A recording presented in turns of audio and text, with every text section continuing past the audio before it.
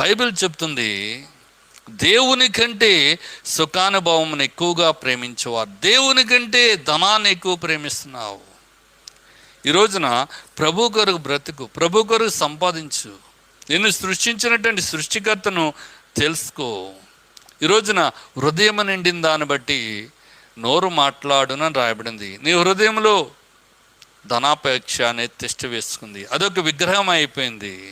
Hebrew పత్రిక 13వ అధ్యాయంలో రాయబడిన మాట, ధనాపేక్ష లేని వారై మీకు కలిగిన వాటితో తృప్తి కలిగి ఉండుడని బైబిల్ చెప్తూ ఉన్నటువంటిది ఉంది.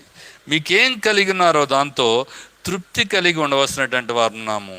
బైబిల్ స్పష్టంగా మాట్లాడుతుంది. మత్తయి సువార్త 6వ అధ్యాయం 21వ వచనం, నీ ధనం ఎక్కడ ఉండునో అక్కడనే నీ హృదయము ఉండును. నీ ధనం ఎక్కడ ఉంటుందో నీ హృదయం అక్కడ ఉంటుంది. ఈరోజు నీ హృదయం ఎక్కడుంది? Where is your heart? నీ